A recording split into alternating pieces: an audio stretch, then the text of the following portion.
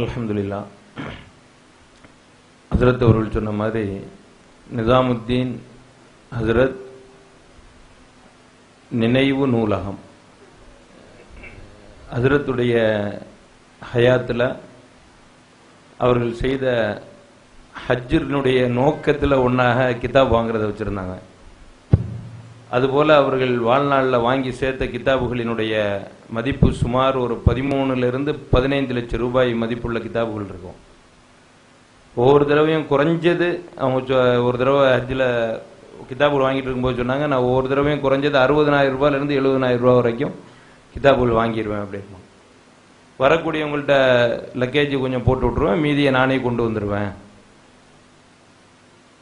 ஏறத்தாழ தப்சீர்கள் மட்டும் 40 வகையான தப்சீர்கள் இருக்குதாங்க.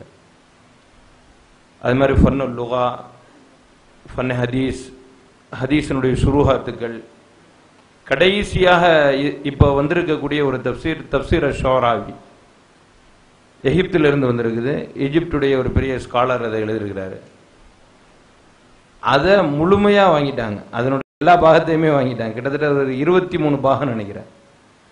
அந்த 23 பாகத்தையும் வாங்கிட்டாங்க. ஹஜ்ரத்துடைய இதுக்கு அது ஒத்து வராது. அந்த ஹதீஸ் அது அந்த தப்சீருடைய ஆரம்பத்திலே அவருடைய ஃபோட்டோ இருக்கும், அந்த முஃபஸ்ஸிருடைய ஃபோட்டோ இருக்கும். அது அப்புறம் உடனே வாங்கி இப்போ ரூமுக்கு கொண்டு வந்தோடனே அதுக்கு மேலே ஸ்டிக்கர் ஒட்டிட்டாங்க. அங்கேருந்து இங்கே வரும்போது பூரா ஸ்டிக்கர் ஒட்டி தான் வந்துச்சு அது. அதுபோல் ஃபன்னுல் ஃபிக்ஹ், ரிகாக் ரிஹாப், தாரீக், அஸ்மாவுர் ரிஜால், அஸ்மாவுர் ரிஜால்லையும் எல்லா கிதாபுகளும் ஏறத்தாழ வாங்கிட்டாங்க. ஒரு தடவை பேசிக்கிட்டே இருக்கும்போது சொன்னாங்க, ஒரே ஒன்று இருக்குது, அது இன்னும் எனக்கு கிடைக்கல, கொஞ்சம் காசு அதிகமாகுது, எப்போ வாங்க போகிறோன்னு தெரில அப்படின்னு சொன்னாங்க. அடுத்த வருஷம் ஹஜ்ஜுக்கு போயிட்டு வரும்போது சியர் ஆலாம் முன்னபலா ரொம்ப அதிகமான பாகம், அதனுடைய முக்தசர் ஒன்று இருந்துச்சு.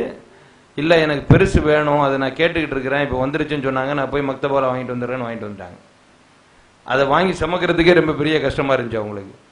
அதுபோல் ஃபன்ன அதப், முத்தஃபர்ரிகாத், நிறைய பல்வேறு விதமான உன்வான்கள் இருக்கக்கூடிய எல்லா அரபு கிதாபுகளும் இருக்கும். அதாவது நம்ம பார்க்கக்கூடிய அரபு கிதாபுகள் மட்டும் கிடையாது, அப்போ அங்கே பிஹெச்டி செஞ்சு அந்த அரபுகள் அந்த இடங்களில் கிதாபுகள் கட்டுரைகள் எழுதி அதை அப்படியே வெளியிடுறாங்க.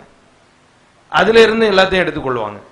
அதே போல சில்சிலே நிசாமியாவினுடைய அத்தனை கிதாபுகள், கிதாபினுடைய சுருஹாத்துக்கள், ஹாஷியாக்கள் எல்லாமே முழுசா அந்த நூலகத்தில் இருக்கு, மக்தபால.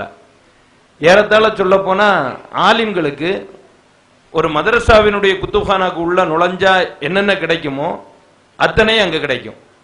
இதை தவிர உருதுல இருக்கக்கூடிய தப்சீர்கள், உருதுல இருக்கக்கூடிய ஹதீஸினுடைய சுருஹாத்துக்கள், இவைகளையும் வாங்கி வைக்கக்கூடிய பழக்கம் இருந்துச்சு, அதுவும் நிரம்ப இருக்குது. அது மாதிரி அக்காபிரின்களுடைய மல்ஃபூசாத்துக்கள், உருதிலே இருக்கக்கூடிய சில்சிலே நிசாமியாவினுடைய கிதாபுகள், சுருஹாத்துக்கள், இவைகளையும் வாங்கி வச்சிருக்கிறாங்க. ஹஜ்ரத் ஓதன கிதாபு, ஹஜ்ரத்துடைய உஸ்தாது ஓதன கிதாபுகள்.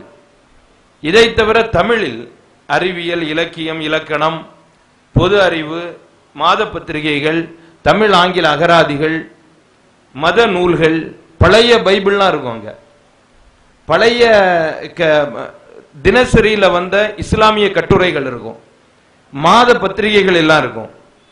அதே போல பாத்திலான ஃபிர்காக்களினுடைய அசல் கிதாபுகளும் இருக்குது நூலகத்தில். பாத்திலான ஃபிர்காக்களினுடைய மற்ற கிதாபுகள் இருந்து எடுத்ததுக்கு பதில் சொல்றதுக்காக வேண்டி எழுதியிருப்பாங்க. அது மட்டும் இல்லாம அதனுடைய அசல் கிதாபே அதற்கு எப்பவுமே தர வச்சு அதுல இருந்து தான் பார்ப்பாங்க. அந்த அசல் கிதாபுகளும் அப்படியே இருக்குது. முதலாக காதியானி எழுதின கிதாபுகள், ரஷீத் ஹலீஃபாவினுடைய கிதாபுகள், நஜாத் பத்திரிகையினுடைய ஆரம்ப வெர்ஷன் முதல் பதிப்புல இருந்தே தனியா அடுக்கி வச்சிருந்தாங்க. தமிழ் வரக்கூடிய எல்லா மாத பத்திரிகைகளும் இருக்கு. இதை தவிர ஹஜ்ரத் தன்னுடைய சொந்தமாக எழுதி வைத்திருக்கக்கூடிய குறிப்புகள், ஒவ்வொரு கிதாபுல இருந்து எடுத்து பார்த்த குறிப்புகள் தனியா எடுத்து வச்சிருப்பாங்க. ஒவ்வொரு கிதாபுக்கு முன்னாலேயும் அவங்க அதுல குறிப்பு எழுதி வச்சிருப்பாங்க. இந்த கிதாபு பாத்திலான ஃபிர்காவினுடையது, இதை யாரும் நம்பாதீங்க, ஏன்னா நம்முடைய மௌத்துக்கு பிறகு யாராவது எடுத்து பார்த்துட்டு இதுதான் இஸ்லாம் அப்படின்னு நினைச்சிடக்கூடாது அப்படிங்கிறதுக்காக வேண்டி தமிழ், ஆங்கிலம், அரபி கிதாபுகள் எல்லாத்திலையுமே இந்த குறிப்பையும் எழுதி வச்சிருப்பாங்க. அல்ஹம்துலில்லாஹ் ஒரு ஆலிமுக்கு தேவையான அத்தனை விதமான பொக்கிஷங்களும் நிறைந்த ஒரு நூலகம் அது. நாம் எல்லோரும் அதை பயன்படுத்த வேண்டும். ஹஜ்ரத்தினுடைய மறைவிற்கு பிறகு மஸ்ஜிதிற்காக வேண்டி அதை வக்ஃப் செய்யப்பட்டு மஸ்ஜிதினுடைய முதல் மாடி, அதாவது மெசலைன் ஃப்ளோர் ஒன்று இருக்கு, அதுக்கு மேலே ஒன்று இருக்குது. அதில் குத்துப்கான் அமைக்கப்பட்டிருக்கிறது. ரொம்ப சிறந்த முறையில் நம்ம போய் உட்கார்ந்து முத்தாலா செய்றதுக்கு வசதியாக.